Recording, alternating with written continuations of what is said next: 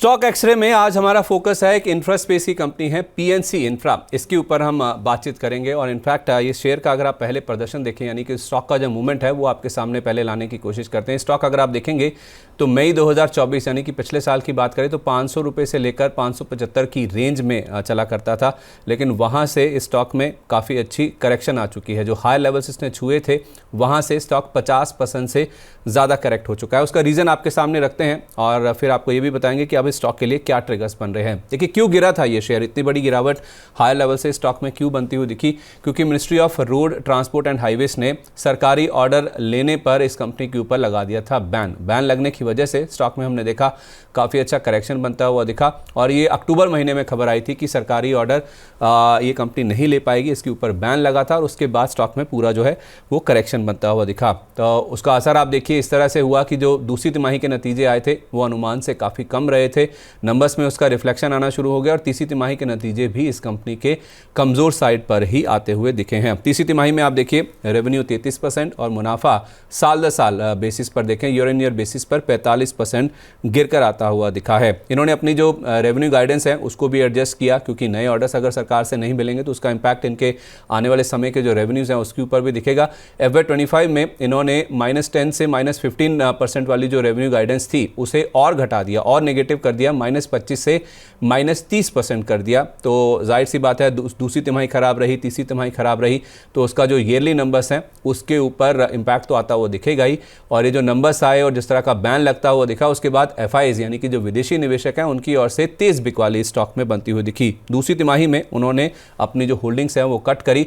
जहां जून में वो करीब 11% के आसपास होल्ड करते थे, दिसंबर तिमाही का जो शेयर होल्डिंग पैटर्न हमारे सामने आया उसमें उनकी हिस्सेदारी घटकर आ गई 7% के नीचे। तो ऑलमोस्ट 11% वाला नंबर FIs की होल्डिंग वाला घटकर आ गया 7% के आसपास। नंबर्स खराब हुए, गाइडेंस में कट दिखा और जो सरकारी ऑर्डर्स पर बैन लगा उसका इंपैक्ट ये हुआ कि विदेशी निवेशक इस स्टॉक से एग्जिट करना शुरू हो गए। सर ये जो स्टॉक में हमने करेक्शन देखा है मैं उसके बाद ट्रिगर्स की बातचीत करता हूं। पहले जरा अगर इसका करेक्शन को आप अगर हमें समझा पाएं तो। देखिए एक काफी वर्टिकल फॉलिंग वाला स्टॉक है। हमने देखा था कि 2024 में अक्टूबर में कहीं ना कहीं 475 ट्रेड करा था एंड एक हफ्ते के बीच में इस स्टॉक में एक वर्टिकल फॉल आया एंड 300 के भी नीचे ये स्लिप हुआ है। अभी भी मैं एक्सपेक्ट कर रहा हूँ ये जो स्टॉक है अंडर परफॉर्म रहेगा। स्टॉक अपने की सपोर्ट पे आ गया है जहाँ पे 275 लास्ट 2-3 महीने से सपोर्ट के जैसा एक्ट कर रहा है। बट मैं सलाह दूंगा ऐसे स्टॉक्स में थोड़ा सा लाइट रही है। कोई भी बाउंस आता है तो बाउंस में एग्जिट कीजिए। स्टॉक के लिए जो स्टिफ हर्डल बन के आ रहा है वो कहीं ना कहीं 315-320 के आसपास आ रहा है। स्टॉक कहीं ना कहीं सपोर्ट पे है बट मेरी सलाह यही होगी कि बाउंस में एग्जिट करते रहिए। सपोर्ट पे आ गया है और इनफैक्ट स्टॉक ने आज अपना टच कर दिया है 52 वीक लो 274.30 आज इसका इंट्राडे लो है जो कि इसका 52 वीक का लो लेवल है यानी कि 52 हफ्ते का निचला स्तर है। और 315-320 इस स्टॉक के लिए एक बड़ा हर्डल, एक बड़ा रेजिस्टेंस फिलहाल के लिए नजर आता है। और जिस तरह का चार्ट पैटर्न है वो तो यही इंडिकेट कर रहा है कि स्टॉक के लिए नेगेटिविटी काफ़ी ज़्यादा नजर आ रही है। लेकिन कुछ पॉजिटिव ट्रिगर्स भी हैं जिसको आपको ज़रूर ध्यान में रखना चाहिए और वो पॉजिटिव ट्रिगर ये है कि ये जो बैन की हम बात करें जिस वजह से स्टॉक करेक्ट हुआ था ministry of road transport and highway का, वो बैन खत्म हो जाएगा 17 फरवरी को। यानी कि आज 13 तारीख है और 17 तारीख है सोमवार को ये बैन खत्म हो जाएगा। उसके बाद हो सकता है स्टॉक के ऊपर इसका इंपैक्ट आता हुआ दिखे। FY26 यानी कि अगले वित्त वर्ष की अगर आप बात करें तो उसके लिए जो रेवेन्यू गाइडेंस है वो 35% ग्रोथ का कंपनी ने जो अनुमान है वो जारी किया। FY25 की जो रेवेन्यू ग्रोथ गाइडेंस है उसको कट किया गया था, उसको और नीचे की ओर रिवाइज किया गया था। लेकिन FY26 के लिए इस कंपनी ने जो रेवेन्यू गाइडेंस दी है वो दी है 35% की। EBITDA मार्जिन्स कंपनी कह रही है कि 12 से 12.5% के बीच में रह सकते हैं और 6,000 से लेकर 9,000 करोड़ रुपए के जो ऑर्डर्स हैं वो मार्च तक इस कंपनी के पास आ सकते हैं। जाहिर सी बात है अगर 17 फरवरी को ये बैन हट जाएगा तो उसके बाद हो सकता है सरकारी ऑर्डर्स भी इस कंपनी के लिए आने शुरू हो जाएं। ऐसे और भी कंपनियां हैं, हमने इतिहास में भी देखा है जहां जहां बैन लगते हैं बैन हटते हैं उसके बाद नए ऑर्डर्स भी आने लगते हैं। ऐसा नहीं है कि उसके बाद कारोबार बंद हो जाता है या फिर उनके लिए पूरी तरह से धंधा ही खत्म हो जाता है।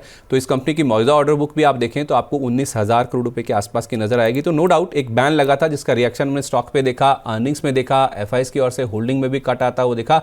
लेकिन 17 फरवरी से हो सकता है कि इसके लिए पिक्चर बदलती हुई दिखे जब ये बैन हटता हुआ दिखेगा। कंपनी खुद कह रही है कि 6 से 9,000 करोड़ रुपए के जो ऑर्डर्स हैं वो मार्च तक आ सकते हैं, यानी कि यहाँ से 1.5-2 महीने का जो समय है उसी में ही ये इतने अच्छे ऑर्डर्स ये कंपनी मान के चल रही कि इनके पास आते हुए दिखेंगे और अभी भी 19,000 करोड़ रुपए के आसपास की ऑर्डर बुक है। वैल्यूएशन वाइज देखें तो आईडीबीआई कैपिटल की एक रिपोर्ट है इस स्टॉक को लेकर और आईडीबीआई कैपिटल का ऐसा मानना है कि इस स्टॉक को आप होल्ड कर सकते हैं 327 रुपए के लेवल के लिए। क्यों? क्योंकि FY26 यानी कि अगले वित्त वर्ष में अगर आप देखेंगे जो अनुमानित EPS यानी कि अर्निंग्स पर शेयर है वो है 25 रुपये 60 पैसे का। तो ये पर शेयर कमाई इस कंपनी की होगी 25 रुपये 60 पैसे की। उस लिहाज से जो PE यानी कि प्राइस टू अर्निंग मल्टीपल बनता है वो 11 के कम का बनता है। और वैसे भी आप देखें जो स्टॉक की बुक वैल्यू है वो 227 रुपये की है और भाव जैसे मैंने कहा 274 रुपये 30 पैसे आज इसका 52 वीक लो है। तो अपनी बुक वैल्यू से कोई ज़्यादा ऊपर स्टॉक नहीं ट्रेड करता हुआ दिख रहा है। तो बुक वैल्यू के हिसाब से भी P मल्टीपल के हिसाब से भी यहाँ पे जो वैल्यूशंस नज़र आ रहे हैं वो अच्छे नज़र आ रहे हैं। टारगेट आए हैं 327 का। अभी हमें राजेश सर भी यही कह रहे थे कि 315 320 का एक हर्डल है इस कंपनी के लिए। सर जिस तरह के ट्रिगर्स हैं अगर ये नए ऑर्डर्स आने लगते हैं, बैन हट जाता है इनके ऊपर, मैं कंडीशनल आपसे पूछ रहा हूँ, अगर ये बैन हट जाता है, नए ऑर्डर्स आने लगते हैं जैसे ये कंपनी कह रही है, तो अगर ये 315 320 का हर्डल पार हो जाता है या फिर इस रेजिस्टेंस को ये कंपनी पार कर लेती है, मैं हाइपोथेटिकली पूछ रहा हूँ, तो फिर अपसाइड की गुंजाइश कितनी नज़र आती है? देखिए, अगर आप इसका 89 EMA देखें तो कहीं ना कहीं 320 325 के आसपास ट्रेड कर रहा है। यहीं पे कहीं ना कहीं एक हायर टॉप भी बना है, तो इसीलिए मैंने कहा था कि यहाँ पे एक बार बुक कर लेना चाहिए। बट अगर ये 320 325 जैसे हम हाइपोथेटिकली बात करें तो वो अगर ब्रेक होता है देन पॉसिबली स्टॉक 350 360 लेवल्स भी आ सकता है। तो रणनीति ये होनी चाहिए कि 320 325 के आसपास चेक करना चाहिए कि किस तरीके के वॉल्यूम एक्टिविटीज है, किस तरीके के न्यूज़ डेवलपमेंट है। अगर कुछ पॉजिटिव ट्रिगर्स आते हैं तो डेफिनेटली होल्ड रख सकते हैं वहाँ पे। बट अभी फिलहाल के लिए अगर आप देखें तो बहुत ही स्ट्रॉन्ग सपोर्ट है 275 270 रेंज में लास्ट मंथ के हिसाब से भी एंड लॉन्ग टर्म के हिसाब से भी अगर आप देखें तो 2023 में इन्हीं लेवल से स्टॉक में रिबाउंड आया था। तो काफी कुशल रहेगा 270 275 को होल्ड करना।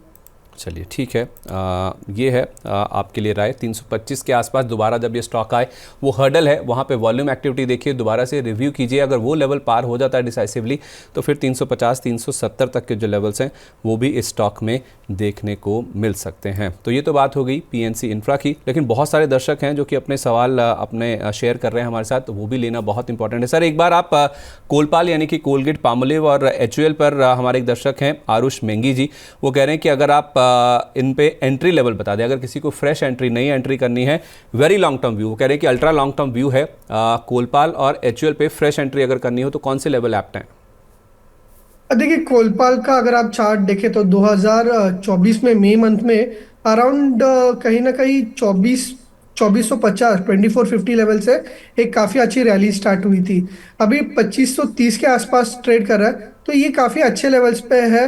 तो यहाँ पे स्टैगर्ड मैनर में डेफिनेटली बाय किया जा सकता है। लॉन्ग टर्म के हिसाब से बाय कीजिए, एक्सपेक्ट मत कीजिए कि नियर टर्म में काफ़ी रन अवे मूव आएगा। तो लॉन्ग टर्म के हिसाब से बाय कीजिए, काफ़ी अच्छे लेवल्स पे है। यहाँ से पॉसिबली स्टॉक रिबाउंड करता है तो वापस 2750 2800 लेवल जो है देखने को मिल सकता है। और दूसरा जो काउंटर पूछा है वो है HUL का। देखिए, कंपेरेटिवली HUL देखे तो एक रेंज में ट्रेड कर रहा है एंड लास्ट 1-2 महीने से एक बेस फॉर्मेशन बन रहा है कहीं ना कहीं 2250 के आसपास। तो यहाँ पे भी बाय करके चल सकते हैं। नियर टर्म में एक्सपेक्ट कीजिए 2480 2500 के लेवल्स, एंड वो जब क्रॉस करता है उसके बाद एक चैनल ब्रेकआउट की वजह से स्टॉक में 2750 के भी मूव आ सकते हैं। तो डेफिनेटली दोनों स्टॉक जो है काफ़ी अच्छे लेवल्स पे है, स्टैगर्ड मैनर में यहाँ पे एक्यूमुलेट किया जा सकता है। ओके सर, बाजार में एक डिसाइसिव रिकवरी दिख रही है। वीकली एक्सपायरी का दिन है तो 23,200 का जो लेवल है वो डिसाइसिवली निफ्टी पे पार होता हुआ दिखा है। सेंसेक्स में अब 650 अंकों का उछाल है, 76,700 के ऊपर हम ट्रेड कर रहे हैं। 325 पॉइंट ऊपर आपको बैंक निफ्टी भी नजर आएगा। ये जो रिकवरी आई है सर, उसमें देखिए अब सवाल भी बदल गए हैं। सारे जो दर्शक हैं हमारे इस तरह के सवाल पूछ रहे हैं कि किस में एंट्री करनी चाहिए। एक हमारे दर्शक है, उन्होंने पूछा है, सैयद हैदर इकबाल जी हैं, वो कह रहे हैं कि सर पिरामल फार्मा और लुपिन में से किस में फ्रेश एंट्री करें, प्लीज सजेस्ट। तो अगर इन्होंने ये तो डिसाइड कर लिया कि इनको फार्मा में रहना है, तो पिरामल फार्मा यानी कि PPL फार्मा या लुपिन, कौन सा बेस्ट है अगर किसी को फ्रेश एंट्री लेनी है तो? देखिए, मेरे हिसाब से लुपिन का चार्ट स्ट्रक्चर काफ़ी अच्छा है। नियर टर्म में एक कंसोलिडेशन मोड में है, बट ओवरऑल इसका वीकली और मंथली चार्ट देखे तो ऑलरेडी एक लॉन्ग टर्म ब्रेकआउट आया है। तो लुपिन में मैं एक्सपेक्ट कर रहा हूँ आउट परफॉर्मेंस कंटिन्यू रहेगा। 2000 के आसपास स्टॉक के लिए काफ़ी अच्छा बेस है। एंड यहाँ से जो एक्सपेक्ट कर रहा हूँ मैं 2400 के लेवल नियर टर्म में। एंड जैसे ही 2400 क्रॉस करेगा तो स्टॉक में काफ़ी अच्छी मूव देखने को मिल सकती है। पीपीएल फार्मा भी इन लेवल्स पे काफ़ी अच्छा है, बट कहीं ना कहीं लो वॉल्यूम्स के साथ ग्रेजुअली स्लिप होते जा रहा है। तो अभी फिलहाल यहाँ पे स्टैगर्ड मैंने में बाय कर सकते हैं, बट इसमें कोई रनअवे मूव नहीं एक्सपेक्ट कर रहा है। तो पीपीएल फार्मा से मैं सजेस्ट करूंगा लुपिन काफ़ी बेहतरीन दिखाई दे रहा है। सर एक संवर्धन मदरसन सुमी नाम का एक स्टॉक है। हमारे एक दर्शक हैं पीना अग्रवाल जी, उन्होंने 157 रुपये पे इसमें लिया है और 1300 क्वांटिटी उनके पास है। वो पूछ रहे हैं कि क्या करना चाहिए। 157 वाला सर मार्केट के फॉल में 127 128 के आसपास आ गया, क्योंकि इनकी क्वांटिटी काफ़ी ज़्यादा है तो लॉस काफ़ी ज़्यादा हो रहा है। पहली बात तो सर क्या इनका लेवल आ जाएगा, इनके लॉस की भरपाई हो जाएगी और इनको बने रहना चाहिए? देखिए अभी फिलहाल के लिए तो डेफिनेटली बने रही है। कल के सत्र में हमने देखा था एक हैमर पैटर्न बना था, एक सपोर्ट पे ट्रेड कर रहा है, कहीं ना कहीं पॉजिटिव डाइवर्जेंस भी है। तो यहाँ से रिबाउंड के लिए डेफिनेटली प्ले कीजिए। मैं ये नहीं कह रहा हूँ कि आउट परफॉर्मेंस रहेगा, बट यहाँ से एक बाउंस बैक में वापस 145 150 आता है तो वापस चार्ट्स को रीचेक करना होगा। चलिए ठीक है सर, ये बात होगी संवर्धन मदरसन की। एक सर आपका व्यू अगर आईआरबी पे भी दे दें, क्योंकि छोटे छोटे स्टॉक्स जो होते हैं ना सर, जिन पे टिकट साइज़ कम रहता है, वहाँ पे रिटेल्स की जो इंटरेस्ट है वो काफ़ी ज़्यादा रहता है। आईआरबी इंफ्रा को लेकर अभिषेक अदानिया जी का सवाल है, कह रहे हैं कि आईआरबी के 780 शेयर हैं, 62 रुपये पर लिए हुए हैं, क्या करें? आईआरबी इंफ्रा का मैं अभी इसका अगर प्राइस देखूं सर, तो इनका एंट्री प्राइस है 62 रुपये का और स्टॉक चल रहा है 50 रुपये के आसपास। तो कोई भी स्टॉक आप ले लीजिए, कोई भी दर्शक ले लीजिए, कोई भी व्यूअर जिनके पोर्टफोलियो में स्टॉक रखे हुए हैं, जिस तरह का बाजार में करेक्शन आया है उनको लॉसेस ही हो रहे हैं। इसीलिए सवाल आ भी रहे हैं कि क्या इनके लेवल्स दोबारा आ जाएंगे और 62 रुपये का लेवल क्या आईआरबी इंफ्रा में बन जाएगा? इनको बने रहना चाहिए अपनी पोजीशन में? देखिए संदीप जी, आरबी इंफ्रा का स्पेसिफिक अगर चार्ट देखें तो 25 नवंबर को एक बुलिश गैप रह गया था। एंड यहाँ से अराउंड 50 के लेवल से स्टॉक 62 के आसपास एक रैली किया था, जहाँ पे इनकी बाइंग है। अभी उसी गैप को कल के सत्र में टेस्ट किया गया था, एक हैमर पैटर्न फॉर्मेशन देखने को मिला था। तो ये कल का जो हैमर पैटर्न है जो गैप के साथ कोइंसाइड कर रहा है समवेयर अराउंड 47 के आसपास, तो वो उनका एक स्टॉप लॉस रहेगा। यहाँ से बाउंस बैक में डेफिनेटली पॉसिबली 58 टू 62 लेवल्स देखने को मिल सकता है। स्टॉक का जो मेजर ट्रेंड है वो कब टर्न होगा? 62 के ऊपर टर्न होगा, जहाँ पे बॉटम आउट फॉर्मेशन होगा एंड देन पॉसिबली 68 75 के टारगेट भी आ सकते हैं। तो अभी फिलहाल के लिए 47 का स्टॉप लॉस रखिए। वापस 65 आता है तो वापस चार्ट्स को रीचेक कीजिए।